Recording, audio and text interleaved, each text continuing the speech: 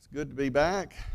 So glad to be with you today. I know my family's especially grateful for the safe travel that we had to and from Orlando, and we got to spend some much needed time relaxing, and our parents went with us on vacation this year, and that's something we don't get to enjoy to do very often, or enjoy doing very often, and so we had a great time, but we are glad to be back. I'm certainly thankful for to the men who filled in for me while I was out. I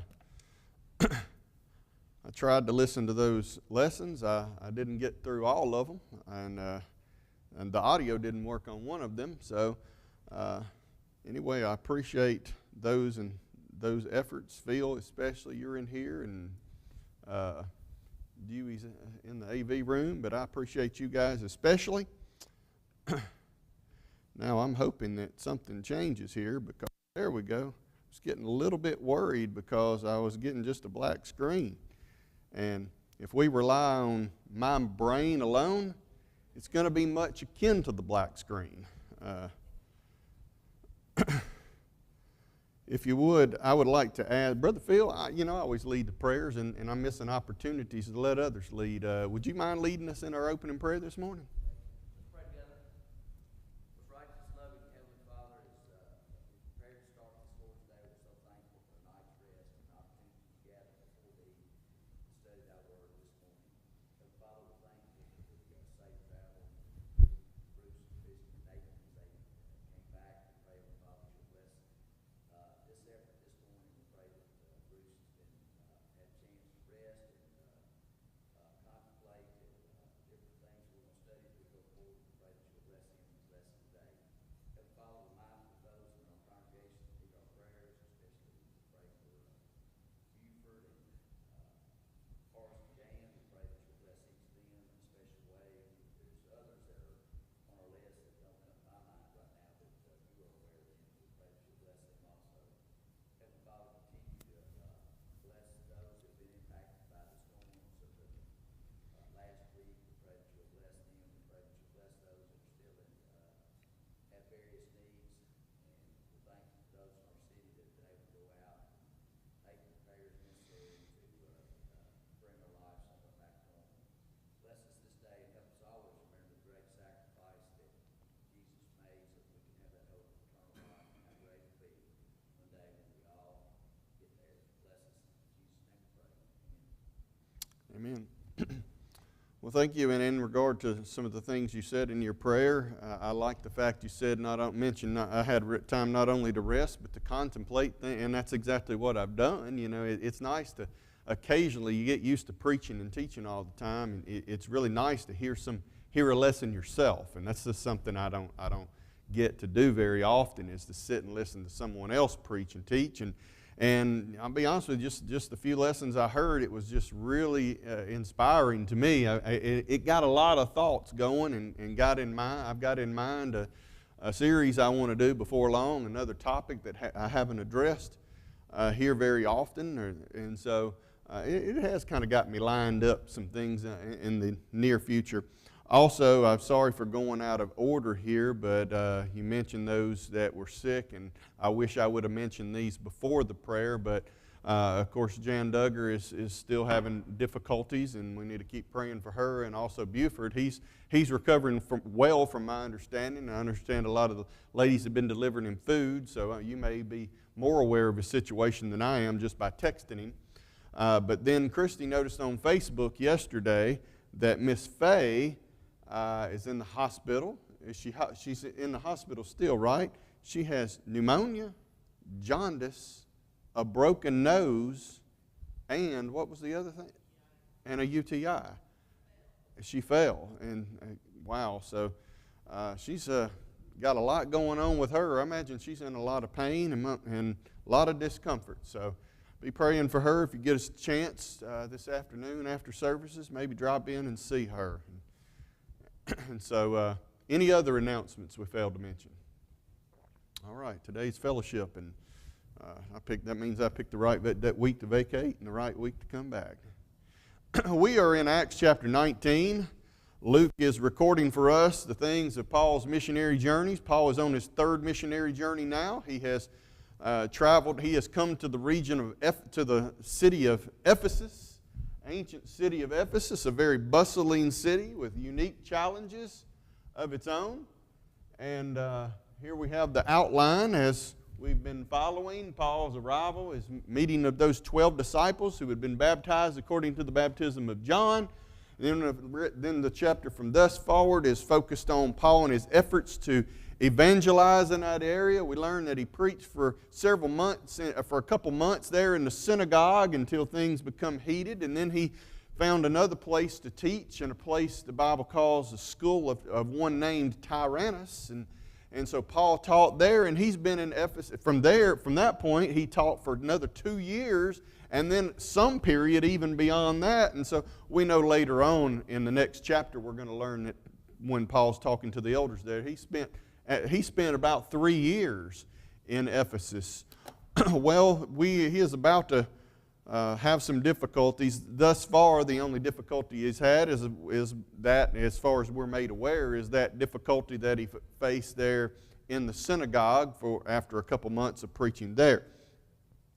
But let's start in verse number 21, and I know we've already made comments on this, but I just kind of feel like this is a good place to kind of set the stage. It's been a week after all, or 2 weeks since we had our last study. Verse 21, and after these things were ended, that is, after he spent 2 years plus in the city of Ephesus teaching, after those things were ended, Paul purposed in the Spirit, that is, he made a conscientious decision that when he had passed through Macedonia and Achaia to go to Jerusalem, saying, after I've been there, I must also see Rome. And so then verse 22, so he sent into Macedonia 2 of them that ministered unto him, Timotheus and Erastus, but he himself stayed in Asia for a season. And so this is the first we learn that Paul had anybody with him. The narrative in the third missionary journey is told thus far as if Paul is by himself, and we find out now that Paul wasn't by himself.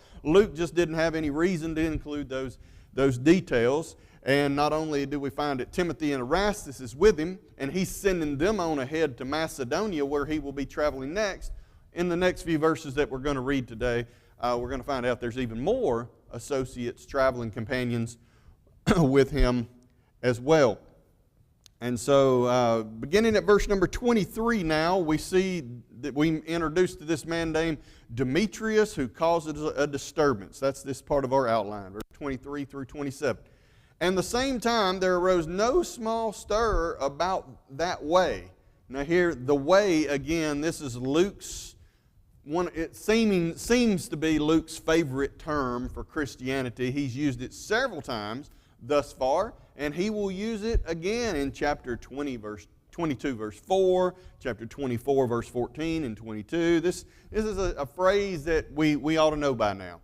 When Luke starts talking about the way, he's talking about Christianity, those who follow the gospel, the New Testament pattern. Verse 24, for a certain man named Demetrius, why did we have this small stir? What's caused this small stir about the way? A certain man named Demetrius, a silversmith, which made silver shrines for Diana. Now remember, the temple of Diana, one of the 7 wonders of the world, is located right here in Ephesus. And here's a man, as his occupation, he makes the idol. He makes the little idols that people can buy. You know, everywhere you go, they got a gift shop. Every little place you go and visit, they got a little gift shop, and you can buy you a little Eiffel Tower. You can buy you a little Leaning Tower of Pisa. Well, this man, he made the silver idols that people could buy and put in their homes, and so they could worship Diana through this. And he brought no small gain into the craftsmen. You see, they had guilds back then, and you had to make a contribution to the guild. And so his money was their money, in a sense. Their money was his money. They're in cahoots together. He had brought no small gain into the craftsmen. This is a man with some influence among all the people in this trade.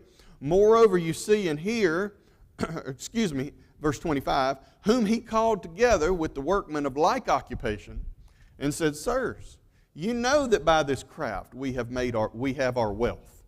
Moreover, you see in here that not only at Ephesus, but almost throughout all Asia, this Paul hath persuaded and turned away much people, saying that there be no gods which are made with hands. So that not only this our craft is in danger to be set at naught, but also that the temple of the great goddess Diana should be despised, and her magnificence should be destroyed, whom all of Asia and the world worshipeth. Okay, we'll stop right here, and let's notice Demetrius has laid forth a threefold argument against Paul and his preaching.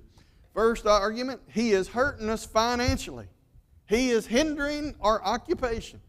Second, he is preaching against the pagan deities, our religion. Third, his effort to undermine the city's chief tourist, his efforts will ultimately undermine our city's chief tourist attraction, the Temple of Diana. And so, it's hardly an easier way to get somebody, a better way to get somebody's attention and get somebody riled up than to hit their pocketbook, right? If there's another way to get someone more upset, it's attack their religion. Both has happened here. At least that's Demetrius' argument. Both has happened. And not only our occupation, but our city. He's attacking our city. And what we as Ephesians stand for. The Temple of Diana. It's synonymous with being Ephesian. And so he's made this a patriotic issue. He's made this a religious issue and a financial issue. Hard to... And so if you wonder why things happen the way they do, why this turns into being such a big riot, well, this gives us a little insight as to how. He is, I think, being somewhat of an alarmist, though, because isn't he kind of jumping to extremes? What's the likelihood, really, that paganism would be completely wiped out by the efforts of Paul? You know, that's not very likely. And so he's somewhat of an alarmist. He knows he's stirring up the people for a reason. Someone has well said that the most sensitive nerve in a man's body is the one that leads to his wallet. And certainly that applies here. I think it's interesting to note some thoughts that came to my mind as I considered this situation is how people will willingly ignore truth and reason when it comes to the systems that are in place in society for financial gain. You know, this man literally made these silver idols with his own hands. It defies logic to think that something that you can make with your own hands would give anybody any kind of special power. And then not only does he have that knowledge, but he also has heard Paul enough to know what Paul's teaching, and he's seen the miracles undoubtedly or heard of them that Paul's doing. But rather than consider all of that logically, instead, well, I'm going to focus on financial. What's the financial ramification? Unfortunately, I know Christians that work the same way. No, they believe in God. They say they believe in God, but if it comes to a financial situation, they will abandon God's principles when it hits their pocketbook. And so this is still kind of happening today. I don't know if I hope these thoughts flow as good as they did when I was thinking them and typing them into my notes. You know, I kind of see this same happening today where people ignore truth and reason for financial gain. For example, we saw it back a few years ago when the medical institutions, hospitals and whatnot would falsify the medical records on cause of death, attributing some of these deaths to the coronavirus when they knew that wasn't true. But why did they do it? Financial gain, right? The institution was set up in such a way as if you give us these records that we need to justify what we're doing, we'll give you extra money. And we see it today with many medical professionals now who are ignoring science and common sense that's been known for centuries concerning gender. Why? Because they don't want to get attacked. They don't want to lose they don't want to lose their funding. And so we have medical professionals that are saying things about gender today that 10 years ago there's not a medical professional in this world who would have ever said. You know, there's no new science that's been discovered. There's no breakthroughs in this area. There's clearly one change: culture and finances. And we see it when medical boards defend the practice of using gender reassignment surgeries and hormone blockers. And, we got medical professionals telling us this is a good thing to do. The same children who aren't even old enough to make a decision what parent to live with, to get a tattoo or to get their ears pierced, these are the same people who tell us that spanking your child will damage their psyche. And these are the same people who's telling you now, gender reassignment surgeries, hormone blockers are good for your children. It defies logic. It really comes down to money, I think. All right, so ran over, soapbox over. I kind of got off on that, but hey, this stuff's on my mind. Is it on your mind?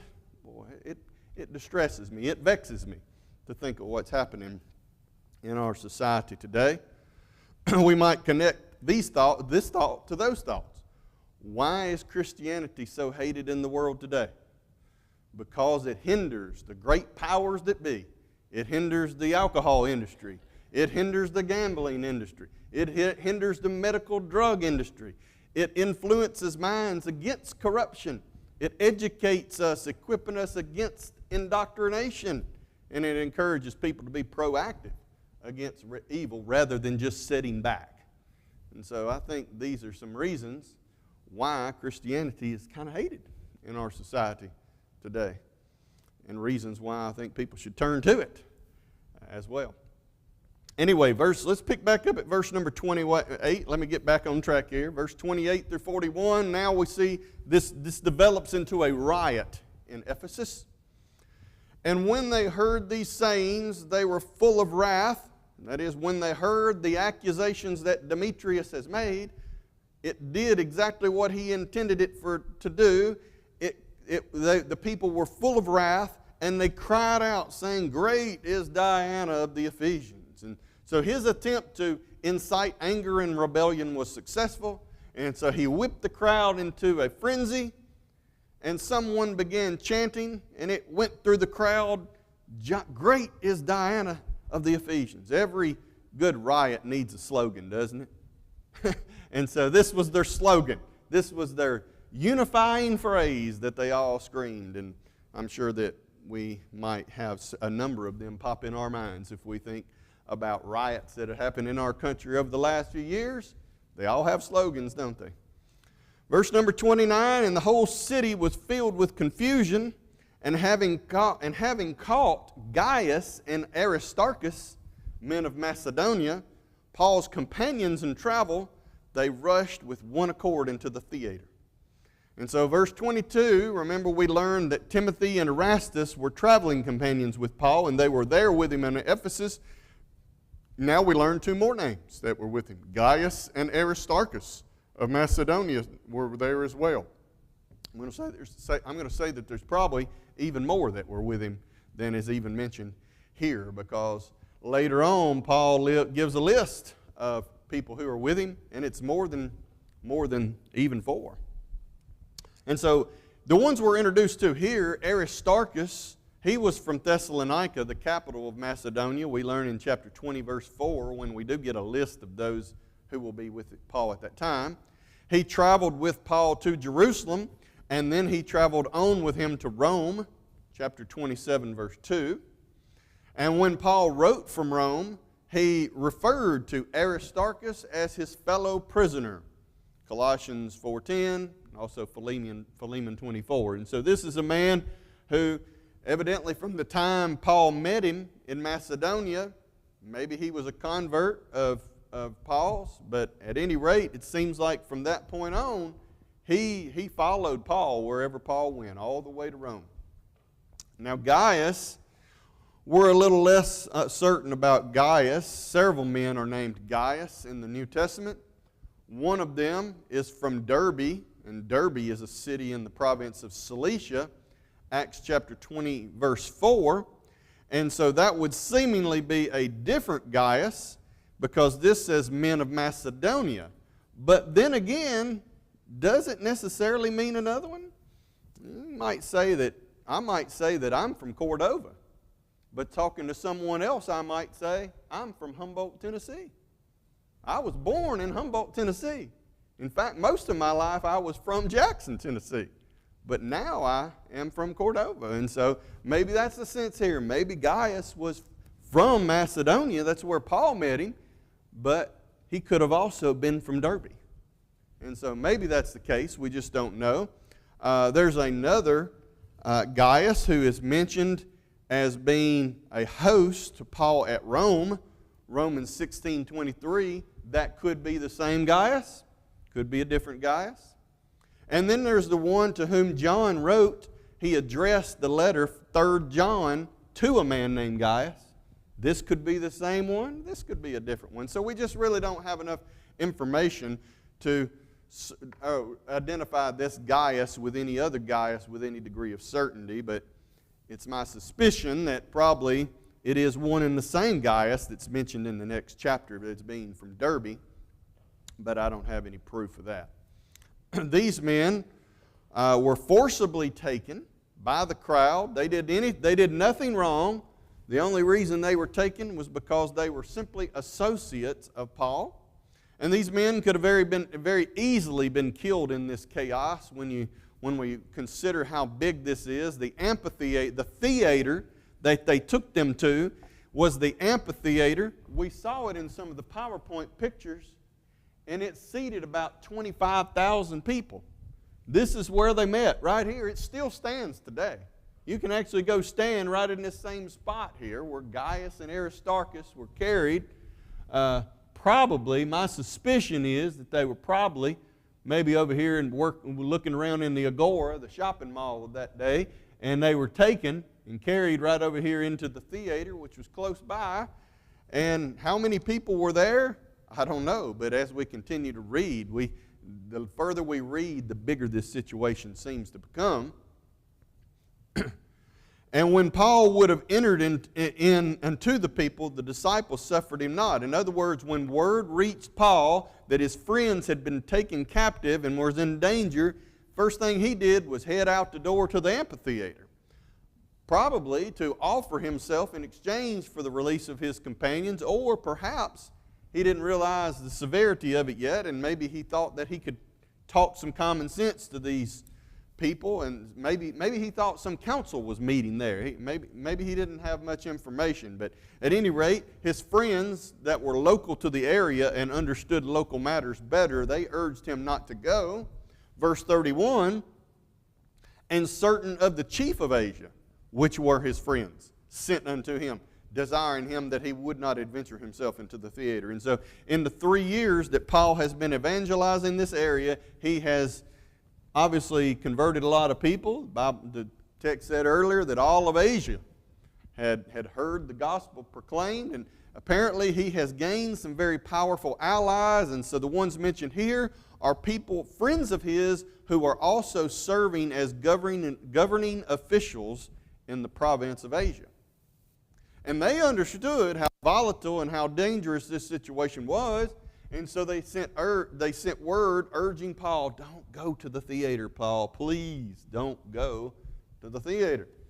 This also tells us that the situation that's happening in this theater has become such a big thing that word has spread throughout the entire city, and maybe even further, that these men have got word of this and sent word to Paul, don't go to the theater.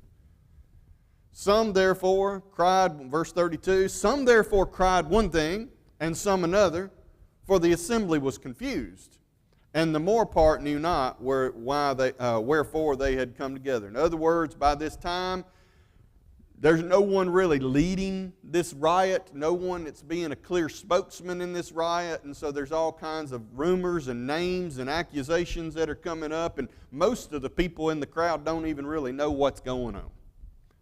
And verse 33, and they drew Alexander out of the multitude, the Jews putting him forward. And Alexander beckoned with the hand and would have made a defense unto the people.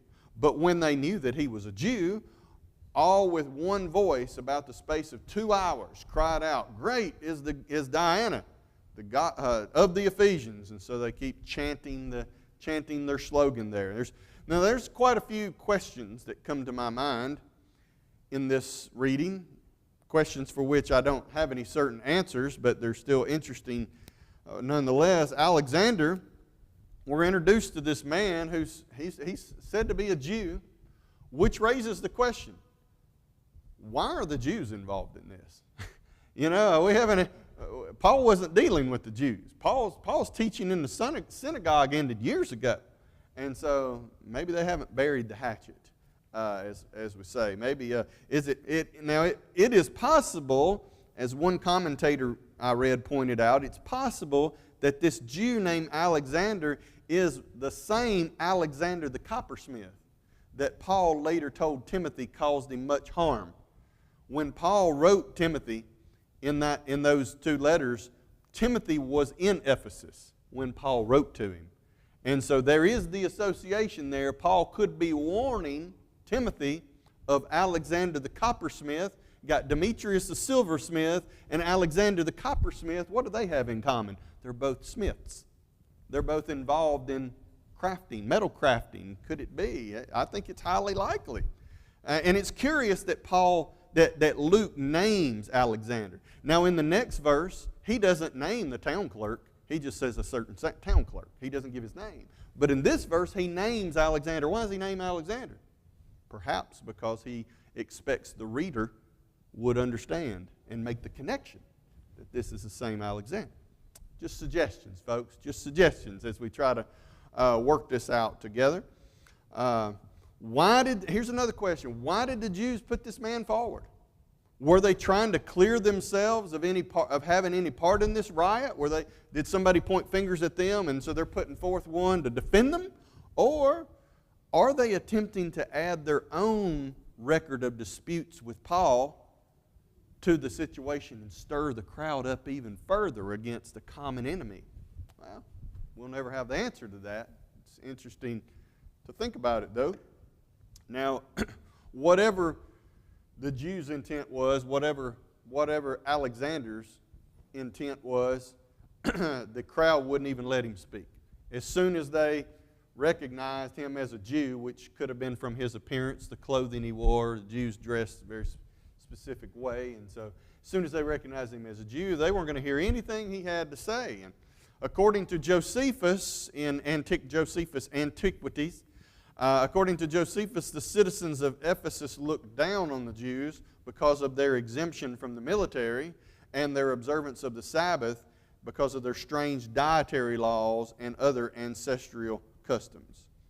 I think that was not only true in Ephesus, that was true in the Roman Empire, in large, in the world, in the ancient world, by large, I would say. And so the screaming and the chanting goes on and on. Can you believe it? For 2 hours. For 2 hours, they're out there screaming, "Great is this God." What exactly is the phrase they're screaming there? "Great is Diana of the Ephesians," for 2 hours. And when the town clerk, verse 35, and when the town clerk had appeased the people, he said, "Ye men of Ephesus, what man is there that knoweth not how that the city of the Ephesians is a worshiper of the great goddess Diana and the image which fell down from Jupiter? Seeing then that these things cannot be spoken against, you ought to be quiet and do nothing rashly." And so the headquarters for this city government was a few blocks away from the theater, and city officials had become aware of this riot going on in the stadium. No attempt was made to control the crowd, as far as we know, until the mob had exhausted itself by 2 hours of maniacal screaming. And then the town clerk finally steps up and motions for everybody to be quiet. I imagine by this time everybody's getting hoarse. They're kind of ready. They're kind of ready to quieten down. And so the town clerk, he was the most important local official in the city of Ephesus. He was the chief executive officer of the assembly, and he acted as the go-between for Ephesus and the Roman authorities. And so think about it. This man is a mediator between Rome and the city of Ephesus. What do you think his interest is when he motions everyone to be quiet? I guarantee you his primary emphasis is to stop this riot and let peace and order prevail. Because what's going to happen when Rome gets wind of this? Well, let's go on. He reassures them, first of all, in his argument, that their beloved status as the custodians and guardians of the temple of Diana or Artemis. They still enjoy that status. That status has not been threatened. And then he makes a reference to what apparently was a local legend concerning the image of Diana falling from heaven. That was either a myth, a legend, or else perhaps a meteor fell and they carved an image out of the meteor, one or the other. Verse 37, for ye have brought hither these men, which are neither robbers of churches, nor yet blasphemers of your goddess. So apparently in his 2 hours, the town clerk's done somewhat of research. He's done his research, and he points out that these men that they have taken into custody have not committed any crimes. Roper notes, one of the author of one of the commentaries that I've been reading with this concerning this book. Roper notes that some things that might help us not only to understand the clerk's argument, but also to understand why the people have become so enraged. He said, in addition to being the center of religious devotion, the temple of Artemis also served as a bank. It was a safety deposit box, safety deposit for the money of wealthy citizens. Ministers of the temple collected sacred taxes. They lent money and they purchased property in the name of Artemis. These men who were accused had not stolen any of these funds, is what his argument is. Neither had they taken or defiled any of the sacred objects related to the worship of Artemis. He says that the two men taken in custody, neither had they blasphemed Diana. What does blaspheme mean? It means to speak against. So he says that these men have not spoke against Diana. Well, the charge made by Demetrius, if you go to back to verse number 26, you will notice that Demetrius was charging that Paul was teaching they be no gods which are made with hands. So the question is, did the town clerk lie here? That's exactly what this man accused, exactly what Demetrius accused him of doing. It sounds like something Paul would have said, but the town clerk says they haven't spoken against Demetrius. And so is he lying? Well, perhaps he did. This man's not a Christian, and he's trying to start a riot. He's trying to prevent a riot. Maybe he did lie. Then again, his attempt might have been to point out that these specific men did not speak out against Diana, even though Paul did.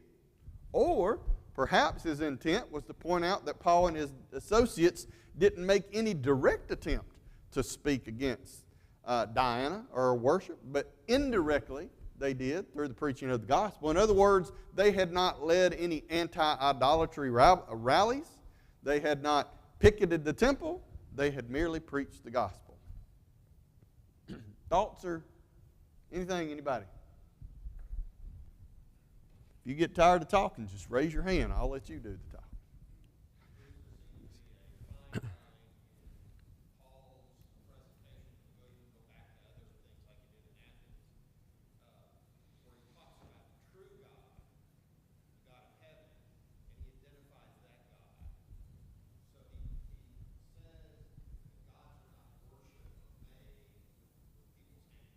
Mm-hmm. Mm-hmm.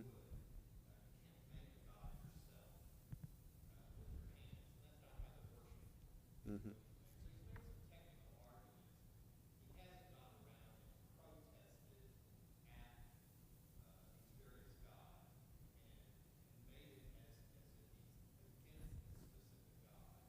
Mm-hmm.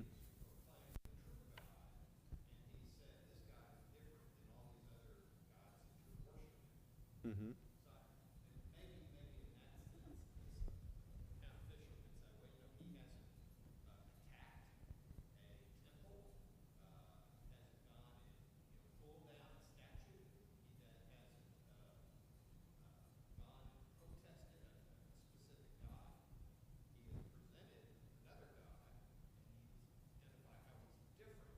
Mm-hmm. You know,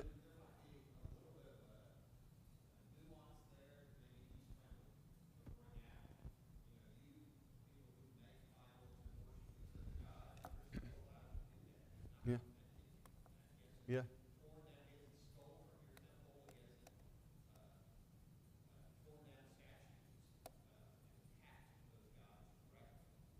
Mm-hmm.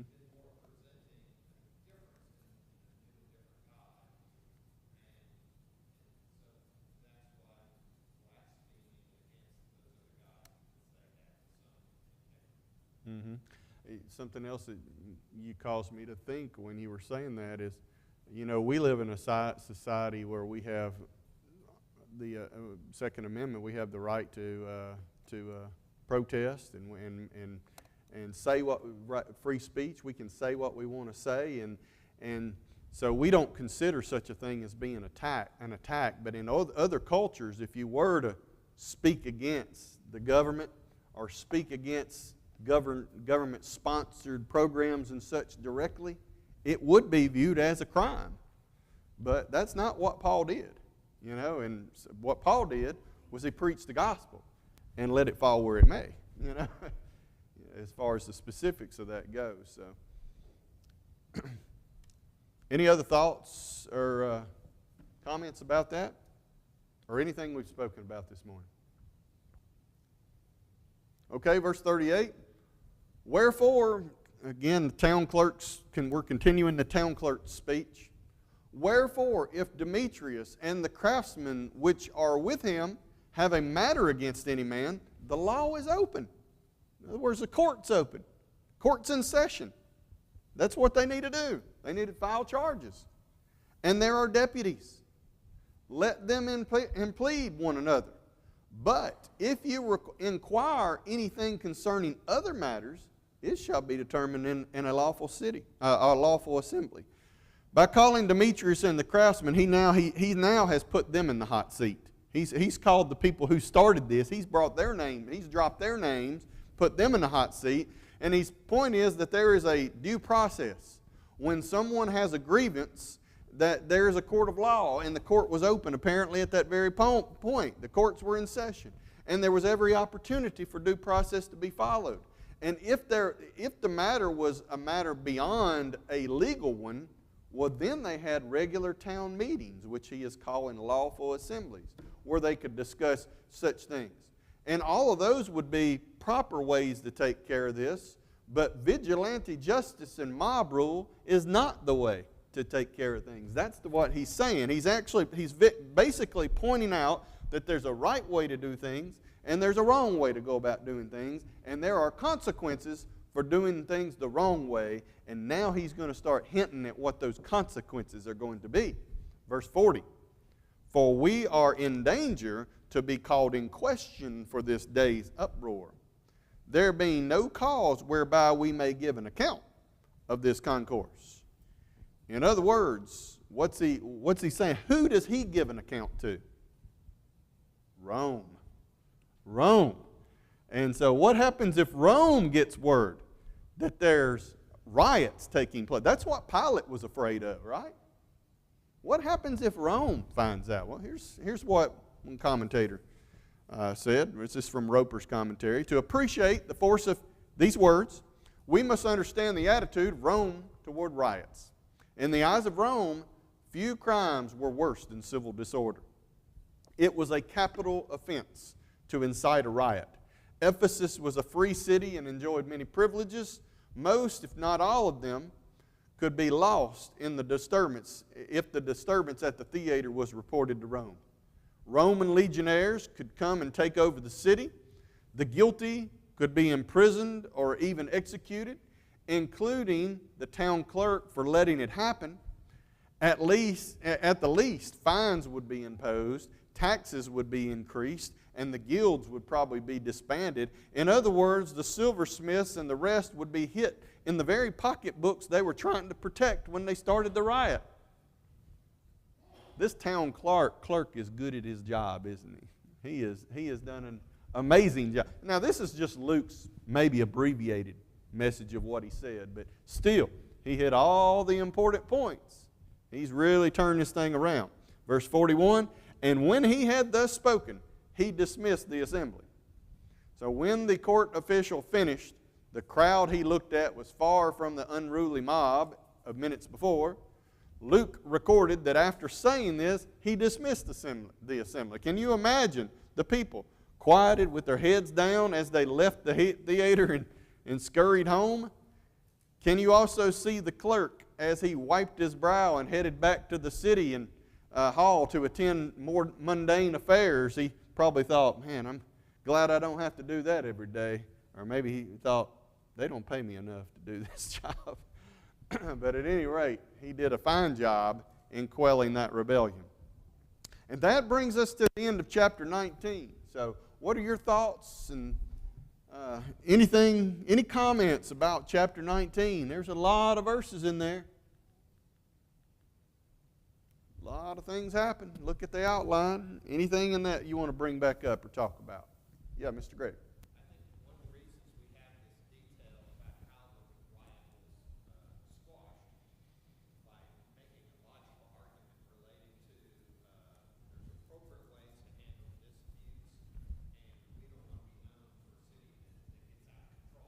Mm-hmm.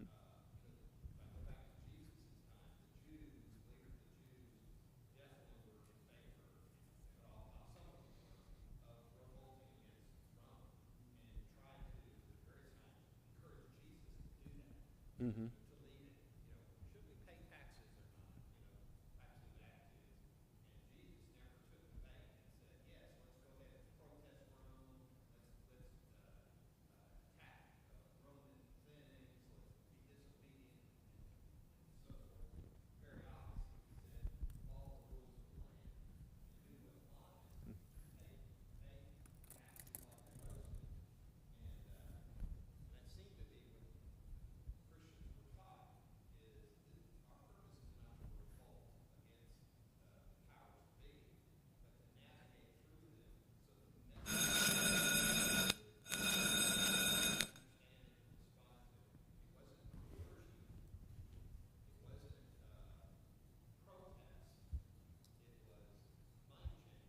Mm-hmm.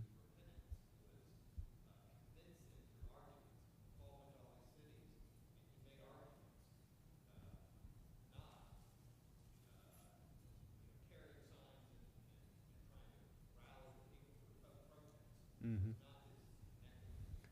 See, so we kind of got a contrast on display here about the way Paul works according to, and Paul's enemies, the way they work. We ought to be able to, with spiritual discernment, look at different forces taking place in our world today and see people on both sides using the same methods. Might even help us determine, if we don't know it all already, which side might be in the right. All right, I think we are out of time, so we'll go ahead and stop here. It's a great place to stop. We'll start in chapter 20 next week. I appreciate your comments, appreciate your thoughts and questions.